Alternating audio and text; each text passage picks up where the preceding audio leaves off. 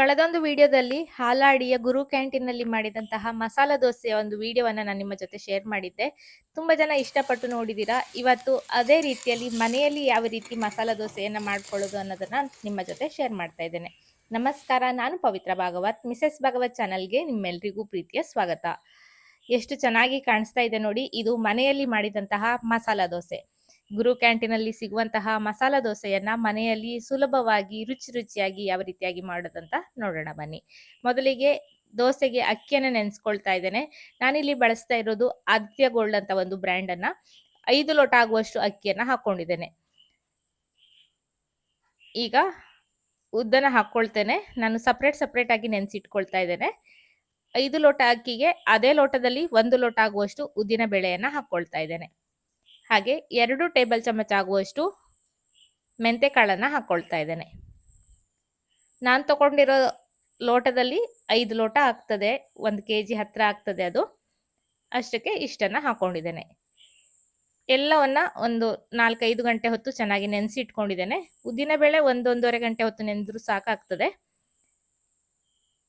ಮೊದಲಿಗೆ ಉದ್ದಿನ ಬೇಳೆಯನ್ನ ಗ್ರೈಂಡರಲ್ಲಿ ಹಾಕಿ ನುಣ್ಣಗಾಗುವ ತನಕ ರುಬ್ಕೊಂಡಿದ್ದೇನೆ. ಸ್ವಲ್ಪನೇ ನೀರನ್ನ ಹಾಕೊಳ್ತಾ ಈ ರೀತಿಯಾಗಿ ಮೆತ್ತಗಾಗೋ ತನಕ ರುಬ್ಕೊಳ್ಬೇಕು. ಸ್ವಲ್ಪನೂ ಕಡಿ ಎಲ್ಲ ಅದರಲ್ಲಿ ಉಳಿಬಾರ್ದು. ಅದನ್ನ ತೆಗೆದು ಈಗ ಇದಕ್ಕೆ ಅಕ್ಕಿಯನ್ನ ಹಾಕೊಳ್ತಾ ಇದ್ದೇನೆ. ನಾನು ಅವ್ರ ಹತ್ರ ಕೇಳಿದ್ದೆ, ನೀವು ಯಾವ ಪ್ರಮಾಣದಲ್ಲಿ ಅಕ್ಕಿ ಉದ್ದನ್ನೆಲ್ಲ ಹಾಕ್ತೀರಾ ಅಂತ. ನಾನು ಅದೇ ಪ್ರಮಾಣದಲ್ಲಿ ಮನೆಯಲ್ಲಿ ಟ್ರೈ ಮಾಡುವಂತ ಮಾಡಿದೆ. ತುಂಬಾನೇ ಚೆನ್ನಾಗಿ ಬಂದಿದೆ. ನೀವು ಸ್ಟಾರ್ಟಿಂಗ್ ಅಲ್ಲಿ ನೋಡಿರ್ಬಹುದು ಎಷ್ಟು ಚೆನ್ನಾಗಿ ದೋಸೆ ಬಂದಿದೆ ಅಂತ. ಖಂಡಿತ ನೀವು ಮನೆಯಲ್ಲಿ ಮಾಡಿದ್ರೆ ಅಷ್ಟೇ ಕರೆಕ್ಟ್ ಆಗಿ ದೋಸೆ ಬರ್ತದೆ. ಅವ್ರ ಹತ್ರ ಕೇಳಿದೆ ಯಾವ ಬ್ರ್ಯಾಂಡಿನ ಅಕ್ಕಿಯನ್ನ ಬಳಸ್ತೀರಾ ಅಂತ. ಅವ್ರು ಹೇಳಿದ್ರು ನಾನು ಕೂಡ ಆದಿತ್ಯ ಗೋಲ್ಡ್ ಬ್ರ್ಯಾಂಡ್ ಅನ್ನೇ ಬಳಸ್ತೇನೆ ಅಂತ. ನಾವು ಮನೆಯಲ್ಲಿಯೂ ಕೂಡ ದೋಸೆಗೆ ತರುವುದು ಅದೇ ಬ್ರ್ಯಾಂಡ್. ಹಾಗಾಗಿ ನಾನು ಅವರು ಹೇಳಿದ ಅಳತೆಯಲ್ಲೇ ಟ್ರೈ ಮಾಡಿದೆ. ತುಂಬಾನೇ ಚೆನ್ನಾಗಿ ಬಂದಿದೆ. ಈ ರೀತಿ ಅಕ್ಕಿಯನ್ನು ಕೂಡ ಚೆನ್ನಾಗಿ ರುಬ್ಕೊಂಡಿದ್ದೇನೆ. ಸಣ್ಣ ರವೆ ರೀತಿ ಉಳಿದ್ರೆ ತೊಂದರೆ ಇಲ್ಲ, ತುಂಬಾ ದೊಡ್ಡ ರವೆ ಅಲ್ಲ, ಸಣ್ಣ ರವೆ ಉಳಿದ್ರೆ ತೊಂದರೆ ಇಲ್ಲ. ಎಲ್ಲವನ್ನ ತೆಗೆದಿಟ್ಕೊಂಡಿದ್ದೇನೆ. ಈಗ ಒಂದು ಬೌಲಲ್ಲಿ ರುಚಿಗೆ ಬೇಕಾಗುವಷ್ಟು ಉಪ್ಪನ್ನ ಹಾಕಿದ್ದೇನೆ. ಹಾಗೆ 2 ಟೇಬಲ್ ಚಮಚ ಆಗುವಷ್ಟು ಮೈದಾ ಹಿಟ್ಟನ್ನ ಹಾಕೊಳ್ತಾ ಇದ್ದೇನೆ. ನನಗೆ ಅಷ್ಟು ಹಿಟ್ಟು ಬೇಡ, ಅದರಲ್ಲಿ ಅರ್ಧ ಭಾಗದಷ್ಟು ಹಿಟ್ಟಿನಲ್ಲಿ ನಾನು ದೋಸೆಗೆ ರೆಡಿ ಮಾಡ್ಕೊಳ್ತಾ ಇದ್ದೇನೆ. ಇನ್ನು ಅರ್ಧ ಭಾಗವನ್ನ ನಾನು ಫ್ರಿಜ್ ಅಲ್ಲಿ ಹಾಗೆ ಎತ್ತಿಟ್ಕೊಳ್ತೇನೆ. ಅದಕ್ಕೆ ಉಪ್ಪನ್ನಾಗಲಿ ಮೈದಾವನ್ನಾಗಲಿ ಹಾಕ್ತಾ ಇಲ್ಲ. ಅರ್ಧ ಭಾಗಕ್ಕೆ ಮಾತ್ರ ನಾನು 2 ಟೇಬಲ್ ಚಮಚ ಆಗುವಷ್ಟು ಮೈದಾ ಹಿಟ್ಟು, ರುಚಿಗೆ ಬೇಕಾಗುವಷ್ಟು ಉಪ್ಪನ್ನ ಹಾಕಿ ನೀರಿನಲ್ಲಿ ಚೆನ್ನಾಗಿ ಕರಡಿ ಹಿಟ್ಟಿಗೆ ಸೇರಿಸ್ಕೊಂಡಿದ್ದೇನೆ.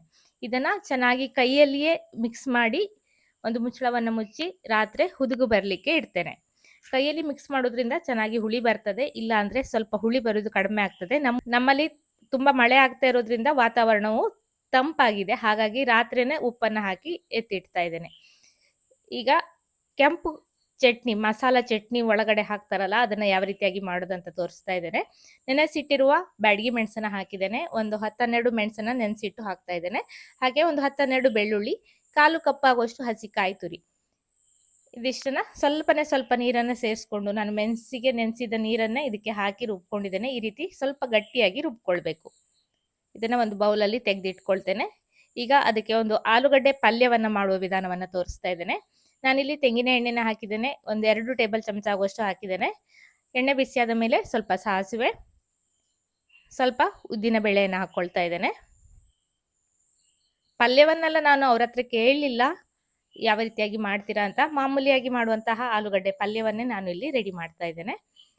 ನಾನೊಂದು ಅವರ ವಿಡಿಯೋವನ್ನ ನೋಡಿದ್ದೆ. ಅದರಲ್ಲಿ ಅವ್ರು ಹೇಳಿದ್ರು 1 ಆಲೂಗಡ್ಡೆ ಹಾಕಿದ್ರೆ 1 ಈರುಳ್ಳಿಯನ್ನ ಹಾಕ್ತೇವೆ ನಾವು ಅಂತ. ಅದೇ ವಿಧಾನದಲ್ಲಿ ನಾನಿಲ್ಲಿ ಮಾಡ್ತಾ ಇದ್ದೇನೆ. ನಂತರ ಸ್ವಲ್ಪ ಕರಿಬೇವಿನ ಸೊಪ್ಪು ಹಾಗೆ ಅರಿಶಿನವನ್ನ ಹಾಕೊಳ್ತಾ ಇದ್ದೇನೆ. ನಂತರ ಕಟ್ ಮಾಡಿರುವ ಹಸಿಮೆಣಸು, ಖಾರಕ್ಕೆ ಅನುಗುಣವಾಗಿ ನಾನಿಲ್ಲಿ ಒಂದು 3 ಹಸಿಮೆಣಸನ್ನ ಉದ್ದುದ್ದಕ್ಕೆ ಕಟ್ ಮಾಡಿ ಹಾಕೊಂಡಿದ್ದೇನೆ. ಸ್ವಲ್ಪ ಎಣ್ಣೆಯಲ್ಲಿ ಹುರ್ಕೊಂಡು ಈಗ ಇದಕ್ಕೆ ಈರುಳ್ಳಿಯನ್ನ ಹಾಕೊಳ್ತಾ ಇದ್ದೇನೆ. 2 ದೊಡ್ಡ ಗಾತ್ರದ ಈರುಳ್ಳಿಯನ್ನ ಸ್ವಲ್ಪ ದೊಡ್ಡದಾಗಿ ಕಟ್ ಮಾಡಿ ಹಾಕೊಳ್ತಾ ಇದ್ದೇನೆ. ನಂತರ ಸ್ವಲ್ಪ ಇಂಗನ್ನು ಕೂಡ ಇದಕ್ಕೆ ಹಾಕೊಳ್ತೇನೆ. ಆಲೂಗಡ್ಡೆ ಆಗಿರೋದ್ರಿಂದ ಇಂಗು ಬಿದ್ದಾಗ ಚೆನ್ನಾಗಾಗ್ತದೆ. ಈರುಳ್ಳಿಯನ್ನ ಸ್ವಲ್ಪ ಹೊತ್ತು ಚೆನ್ನಾಗಿ ಒಗ್ಗರಣೆಯಲ್ಲಿ ಬಾಡಿಸ್ಕೊಂಡು ನಂತರ ಈಗ ಬೇಯಿಸಿಟ್ಟಿರುವ ಆಲೂಗಡ್ಡೆಯನ್ನ ಇದಕ್ಕೆ ಸೇರಿಸ್ಕೊಳ್ತೇನೆ. ಆಲೂಗಡ್ಡೆಯನ್ನ ಬೇಯಿಸುವಾಗ ಉಪ್ಪನ್ನ ಹಾಕಿದ್ದೆ. ಈರುಳ್ಳಿಗೆ ಆಗುವಷ್ಟು ಉಪ್ಪನ್ನ ನಾನಿಲ್ಲಿ ಸೇರಿಸ್ಕೊಂಡಿದ್ದೇನೆ. ಸ್ವಲ್ಪ ಉಪ್ಪನ್ನ ಹಾಕಿ ಚೆನ್ನಾಗಿ ಮಿಕ್ಸ್ ಮಾಡ್ಕೊಳ್ತಾ ಇದ್ದೇನೆ. ಆಲೂಗಡ್ಡೆಗೆ ಬೇಯಿಸುವಾಗ ಉಪ್ಪನ್ನ ಹಾಕಿಲ್ಲ ಅಂದ್ರೆ ಅದಕ್ಕೆ ಅನುಗುಣವಾಗಿ ಉಪ್ಪನ್ನ ಹಾಕೊಳ್ಬೇಕಾಗ್ತದೆ. ಚೆನ್ನಾಗಿ ಒಗ್ಗರಣೆಯ ಜೊತೆಗೆ ಇದನ್ನ ಮಿಕ್ಸ್ ಮಾಡ್ಕೊಂಡ್ರೆ ಆಯ್ತು. ಈರುಳ್ಳಿ ತುಂಬಾ ಟ್ರಾನ್ಸ್ಪರೆಂಟ್ ಆಗೋ ತನಕ ಎಲ್ಲ ಬೇಯಿಸ್ಕೊಳ್ಳೋದು ಬೇಡ. ಸ್ವಲ್ಪ ಕ್ರಂಚಿ ಉಳಿಬೇಕು, ಅದು ತಿನ್ನುವಾಗ ಚೆನ್ನಾಗಾಗ್ತದೆ. ಚೆನ್ನಾಗಿ ಮಿಕ್ಸ್ ಮಾಡಿಕೊಂಡು ಉರಿಯನ್ನು ಆಫ್ ಮಾಡಿ ಕೊನೆಯಲ್ಲಿ ಇದಕ್ಕೆ ಸ್ವಲ್ಪ ಕೊತ್ತಂಬರಿ ಸೊಪ್ಪು ಹಾಗೆ ಲಿಂಬೆ ಹಣ್ಣಿನ ರಸವನ್ನು ಸೇರಿಸಿ ಚೆನ್ನಾಗಿ ಮಿಕ್ಸ್ ಮಾಡಿಕೊಂಡ್ರೆ ಆಲೂಗಡ್ಡೆಯ ಪಲ್ಯ ಕೂಡ ರೆಡಿ ಆಗ್ತದೆ.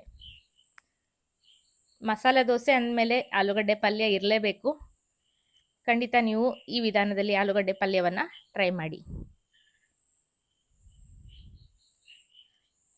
ಅವರ ಹೋಟ್ಲಲ್ಲಿ ಕೊಡುವಂತಹ ಆಲೂಗಡ್ಡೆ ಪಲ್ಯ ಹೀಗೆ ಇರ್ತದೆ ನೋಡಲಿಕ್ಕೆ. ಚೆನ್ನಾಗಿ ಅದನ್ನು ಪುಡಿ ಮಾಡಿರ್ತಾರೆ. ಆಲೂಗಡ್ಡೆ ಚೆನ್ನಾಗಿ ಮೆತ್ತಗೆ ಪುಡಿಯಾಗಿರ್ತದೆ, ಒಂದು ರೀತಿ ಬೆಣ್ಣೆಯ ರೀತಿಯಲ್ಲಿ ಇರ್ತದೆ. ಈಗ ಅದಕ್ಕೆ ಒಂದು ಚಟ್ನಿಯನ್ನು ರೆಡಿ ಮಾಡ್ತಾ ಇದ್ದೇನೆ. ಗಟ್ಟಿಯಾಗಿರುವ ಒಂದು ಪುಟಾಣಿ ಹಾಕಿರುವ ಚಟ್ನಿಯನ್ನು ಮಾಡ್ತಾರೆ ಅವರ ಹೋಟೆಲಲ್ಲಿ, ಅದು ಕೂಡ ತುಂಬಾನೇ ಚೆನ್ನಾಗಿರ್ತದೆ. ಅದಕ್ಕೆ ನಾನಿಲ್ಲಿ 1/4 ಕಪ್ ಆಗುವಷ್ಟು ಹಸಿ ಕಾಯಿ ತುರಿಯನ್ನು ಹಾಕಿದ್ದೇನೆ. ನಂತರ 2 ಟೇಬಲ್ ಚಮಚ ಆಗುವಷ್ಟು ಪುಟಾಣಿಯನ್ನು ಹಾಕೊಂಡಿದ್ದೇನೆ. 2 ಹಸಿಮೆಣಸು, ಚೂರು ಇಂಗು, ಹುಳಿಗೆ ನಾನಿಲ್ಲಿ ಆಮ್ಚೂರ್ ಪೌಡರ್ನ ಬಳಸಿದ್ದೇನೆ, ಅಥವಾ ಹುಣಸೆ ಹಣ್ಣನ್ನು ಕೂಡ ಹಾಕೊಳ್ಬೋದು. ರುಚಿಗೆ ಬೇಕಾಗುವಷ್ಟು ಉಪ್ಪನ್ನು ಹಾಕೊಳ್ತಾ ಇದ್ದೇನೆ. ಇದಕ್ಕೆ ಸ್ವಲ್ಪ ನೀರನ್ನು ಸೇರಿಸ್ಕೊಂಡು ಸ್ವಲ್ಪ ಗಟ್ಟಿಯಾಗಿ ರುಬ್ಕೊಳ್ಬೇಕು. ಈ ರೀತಿ ಗಟ್ಟಿಯಾಗಿ ರುಬ್ಬಿದ್ದೇನೆ. ಈಗ ಕೊನೆಯಲ್ಲಿ ಸ್ವಲ್ಪ ಕೊತ್ತಂಬರಿ ಸೊಪ್ಪು ಹಾಗೆ ಸ್ವಲ್ಪ ಪುದೀನ ಸೊಪ್ಪನ್ನು ಹಾಕೊಂಡು 1 ರೌಂಡ್ ರುಬ್ಕೊಳ್ತೇನೆ. ಸ್ವಲ್ಪ ಅದು ಉಳಿಬೇಕು ತರಿಯಾಗಿ ಪುದೀನ ಹಾಗೂ ಕೊತ್ತಂಬರಿ ಸೊಪ್ಪು. ಈ ರೀತಿ ಗಟ್ಟಿಯಾಗಿ ಚಟ್ನಿಯನ್ನು ರೆಡಿ ಮಾಡ್ಕೊಳ್ಬೇಕು. ಈ ಚಟ್ನಿ ಆ ಮಸಾಲ ದೋಸೆಯ ಜೊತೆಗೆ ತುಂಬಾನೇ ಚೆನ್ನಾಗಾಗ್ತದೆ. ಮಿಕ್ಸಿ ಜಾರಿಗೆ ಬೇಕಾದರೆ ಚೂರು ನೀರನ್ನು ಸೇರಿಸಿ ಇದಕ್ಕೆ ಹಾಕೊಳ್ಬೋದು. ಈ ರೀತಿ ಗಟ್ಟಿಯಾಗಿರ್ತದೆ ಮಾತ್ರ ಚಟ್ನಿ. ಜಾಸ್ತಿ ನೀರನ್ನು ಹಾಕೊಳ್ಳೋದು ಬೇಡ, ಚೂರು ನೀರನ್ನು ಹಾಕಿ ಮಿಕ್ಸ್ ಮಾಡ್ಕೊಂಡ್ರೆ ಆಯಿತು. ಈಗ ಮರುದಿವಸ ಬೆಳಿಗ್ಗೆ ಹಿಟ್ಟು ಹುದಿಗೂ ಬಂದಿದೆ. ಈಗ ಇದಕ್ಕೆ 2 ಟೇಬಲ್ ಚಮಚ ಆಗುವಷ್ಟು ಸಕ್ಕರೆಯನ್ನು ಹಾಕಿದ್ದೇನೆ. ಇಲ್ಲಿ ಮಸಾಲೆ ದೋಸೆಗೆ ಕಲರ್ ಕೊಡುವುದು ಈ ಸಕ್ಕರೆ, ಹಾಗಾಗಿ ಸಕ್ಕರೆಯನ್ನು ಹಾಕ್ಕೊಳ್ಬೇಕು. ಚೆನ್ನಾಗಿ ಮಿಕ್ಸ್ ಮಾಡಿಕೊಂಡು ಈಗಾಗಲೇ ದೋಸೆ ಕಾವಲಿಯನ್ನು ಕಾಯಲಿಕ್ಕೆ ಇಟ್ಟಿದ್ದೇನೆ. ಅದಕ್ಕೆ ಚೆನ್ನಾಗಿ ನೀರನ್ನು ಚಿಮ್ಸ್ಕೊಳ್ತಾ ಇದ್ದೇನೆ. ದೋಸೆ ಕಾವಲಿಯಲ್ಲಿ ಪಸೆ ಜಾಸ್ತಿ ನಿಲ್ಬಾರ್ದು ಅಂತ ಅವ್ರು ಹೇಳಿದರು. ಹಾಗಾಗಿ ಈ ರೀತಿ ಚೆನ್ನಾಗಿ ನೀರನ್ನು ಹೊಡೆದು ಆ ಪಸೆಯ ಅಂಶವನ್ನು ನಾವು ತೆಗಿಬೇಕಾಗ್ತದೆ. ನಾನು ಈಗಾಗಲೇ 1-2 ದೋಸೆಯನ್ನು ಕೂಡ ಮಾಡಿ ನೋಡಿದ್ದೇನೆ, ಚೆನ್ನಾಗಿ ಬಂದಿತ್ತು. ಮಕ್ಕಳಿಗೆ ಅರ್ಜೆಂಟ್ ಇದ್ದಿದ್ದರಿಂದ ವಿಡಿಯೋ ಮಾಡಲಿಕ್ಕೆ ಆಗಿರಲಿಲ್ಲ, ಹಾಗಾಗಿ ಕೊನೆಯಲ್ಲಿ ನಾನು ವಿಡಿಯೋನ ಮಾಡ್ಕೊಳ್ತಾ ಇದ್ದೇನೆ. ಈಗ ಇದಕ್ಕೆ ದೋಸೆ ಹಿಟ್ಟನ್ನು ಹಾಕಿ ಈ ರೀತಿ ತೆಳ್ಳಗೆ ಹರಡ್ಕೊಳ್ತಾ ಇದ್ದೇನೆ. ಸ್ವಲ್ಪ ದಪ್ಪ ಇರಬೇಕು, ತುಂಬ ತೆಳ್ಳಗೆ ಮಾಡಿಕೊಂಡ್ರೆ ಬೇಗನೆ ಅದು ಕೆಂಪಾಗಿ ಹೋಗ್ತದೆ.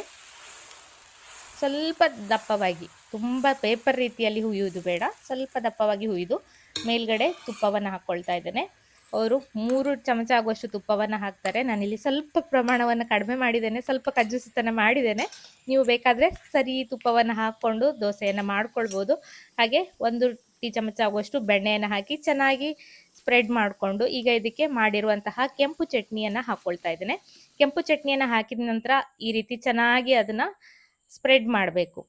ಅದನ್ನು ಚೆನ್ನಾಗಿ ದೋಸೆ ಒಳಗಡೆ ಸೇರುವ ಹಾಗೆ ಅದನ್ನು ತಿಕ್ತಾರೆ ಅವರು. ಅವ್ರು ಹೇಳ್ತಾ ಇದ್ರು ದೋಸೆಯನ್ನು ಮಾಡುವಾಗ ಈ ರೀತಿ ತಿಕ್ಕೋದ್ರಿಂದನೇ ನಮ್ಮ ದೋಸೆ ಒಂದು ರೀತಿ ತುಂಬ ಚೆನ್ನಾಗಿ ಬರ್ತದೆ, ಅದು ಬ್ಲೆಂಡ್ ಆಗಿ ಹೋಗ್ತದೆ ದೋಸೆಯ ಜೊತೆಗೆ ಅಂತ. ನಾನು ಅದೇ ರೀತಿಯಾಗಿ ಟ್ರೈ ಮಾಡಿದೆ, ತುಂಬಾ ಚೆನ್ನಾಗಿ ಬಂತು. ನಂತರ ಕೊನೆಯಲ್ಲಿ ಮಾಡಿರುವಂತಹ ಆಲೂಗಡ್ಡೆಯ ಪಲ್ಯವನ್ನು ಇಟ್ಟು ಮೇಲ್ಗಡೆಯಿಂದ ಮತ್ತೆ ಸ್ವಲ್ಪ ಬೆಣ್ಣೆಯನ್ನು ಹಾಕಬೇಕು. ಆ ಬೆಣ್ಣೆ ಆಲೂಗಡ್ಡೆಯ ಪಲ್ಯದ ಜೊತೆ ಸೇರಿದಾಗ ತಿನ್ಲಿಕ್ಕೆ ತುಂಬಾನೇ ಚೆನ್ನಾಗಾಗ್ತದೆ. ಕ್ರೀಮಿ ರೀತಿಯಾಗಿ ಸಿಗ್ತದೆ ನಮಗೆ ಆಲೂಗಡ್ಡೆ ಪಲ್ಯ. ಅವರು ಈ ರೀತಿಯಾಗಿ ಹಾಕಿದ್ರು, ಅದನ್ನ ನೋಡ್ಕೊಂಡು ಬಂದಿದ್ನಲ್ಲ, ಹಾಗೆ ನಾನು ಕೂಡ ಟ್ರೈ ಮಾಡಿದೆ. ತುಂಬಾನೇ ಚೆನ್ನಾಗಾಗಿತ್ತು ಇದು ಕೂಡ. ಈಗ ದೋಸೆಯನ್ನು ತೆಗಿತಾ ಇದ್ದೇನೆ. ಅವರು ಮಾಡಿರುವ ಸ್ಟೈಲಲ್ಲೇ ಮಾಡುವ ಅಂತ ತ್ರಿಕೋನವಾಗಿ ಮಡಿಸ್ಕೊಳ್ತಾ ಇದ್ದೇನೆ. ಅವರು ಇದೇ ರೀತಿಯಾಗಿ ಒಂದು ಪ್ಲೇಟನ್ನು ಯೂಸ್ ಮಾಡಿದ್ರು ದೋಸೆಯನ್ನು ಮಡಿಸ್ಲಿಕ್ಕೆ, ಅದನ್ನು ನೋಡ್ಕೊಂಡು ಬಂದಿದ್ದೆ. ಹಾಗೆ ನಾನು ಮನೆಯಲ್ಲಿರುವ ಒಂದು ಪ್ಲೇಟನ್ನು ಬಳಸ್ತಾ ಇದ್ದೇನೆ. ಅದು ಕೂಡ ಪರ್ಫೆಕ್ಟ್ ಆಗಿ ದೋಸೆಯನ್ನು ಫೋಲ್ಡ್ ಮಾಡಲಿಕ್ಕೆ ಹೆಲ್ಪ್ ಮಾಡ್ತು ಅಂತಾನೆ ಹೇಳ್ಬೋದು. ನೋಡಿ ಎಷ್ಟು ಚೆನ್ನಾಗಿ ಬಂದಿದೆ ಅಂತ ದೋಸೆ. ಈ ದೋಸೆಯನ್ನು ನೋಡಿದಾಗ ನಿಮಗೂ ಕೂಡ ತಿನ್ಬೇಕು ಅಂತ ಆಸೆ ಆಗ್ತಾ ಇದೆ ಅಲ್ವಾ? ಖಂಡಿತ ಒಂದು ಹಾಲಾಡಿಯಲ್ಲಿರುವ ಗುರು ಕ್ಯಾಂಟೀನ್ಗೆ ಭೇಟಿ ಕೊಡಿ, ಇಲ್ಲ ಅಂದ್ರೆ ಮನೆಯಲ್ಲೇ ನೀವು ಈ ರೀತಿಯಾಗಿ ಮಸಾಲ ದೋಸೆಯನ್ನ ಮಾಡಿ ನೋಡಿ. ರುಚಿಯಾದ ಚಟ್ನಿಯ ಜೊತೆಗೆ ಬಿಸಿಯಾದ ಗರಿಯಾದ ಬೆಣ್ಣೆ ಮಸಾಲ ದೋಸೆಯನ್ನ ಸರ್ವ್ ಮಾಡ್ತಾ ಇದ್ದೇನೆ. ಮೇಲ್ಗಡೆಯಿಂದ ಸ್ವಲ್ಪ ಬೆಣ್ಣೆಯನ್ನು ಹಾಕಿದಾಗ ಆ ಬಿಸಿಗೆ ಬೆಣ್ಣೆ ಎಲ್ಲ ಕರಗಿ ಹೇಗೆ ಆಗಿದೆ ನೋಡಿ. ತುಂಬಾನೇ ಸೂಪರ್ ಆಗಿ ಬಂದಿದೆ. ಖಂಡಿತ ನೀವು ಮನೆಯಲ್ಲಿ ಟ್ರೈ ಮಾಡಿ. ಇಷ್ಟ ಆದ್ರೆ ವಿಡಿಯೋಗೊಂದು ಲೈಕ್ ಮಾಡಿ, ಶೇರ್ ಮಾಡಿ, ಅನಿಸಿಕೆಯನ್ನು ಕಮೆಂಟಲ್ಲಿ ತಿಳಿಸಿ. ಹಾಗೆ ಮುಂದೊಮ್ಮೆ ನಿಮಗೆ ವಿಡಿಯೋ ಬೇಕು ಅಂತಂದ್ರೆ ವಿಡಿಯೋವನ್ನು ಸೇವ್ ಮಾಡಿ ಇಟ್ಕೊಳ್ಳಿ. ಬೇಕಂದಾಗ ನೀವು ವಿಡಿಯೋವನ್ನು ನೋಡಿಕೊಂಡು ಮನೆಯಲ್ಲಿ ದೋಸೆಯನ್ನು ಮಾಡ್ಬೋದು. ಪ್ರತಿಯೊಂದು ದೋಸೆಯೂ ಕೂಡ ಇಷ್ಟೇ ಚೆನ್ನಾಗಿ ಬಂದಿತ್ತು. ಒಂದೆರಡು ದೋಸೆಯ ಕ್ಲಿಪ್ಪನ್ನು ಕೊನೆಯಲ್ಲಿ ಹಾಕಿರ್ತೇನೆ. ಇಷ್ಟ ಆದರೆ ಒಂದು ಖಂಡಿತ ಲೈಕ್ ಮಾಡಿ ಈ ಒಂದು ಪ್ರಯತ್ನಕ್ಕೆ ಪ್ರೋತ್ಸಾಹವನ್ನು ಕೊಡಿ ಅಂತ ಕೇಳ್ಕೊಳ್ತೇನೆ. ಇನ್ನೊಂದು ಹೊಸ ರೆಸಿಪಿಯೊಂದಿಗೆ ಬರ್ತೇನೆ. ಮತ್ತೊಂದು ವಿಡಿಯೋದಲ್ಲಿ ಸಿಗ್ತೇನೆ. ಅಲ್ಲಿಯವರೆಗೂ ನಮಸ್ಕಾರ.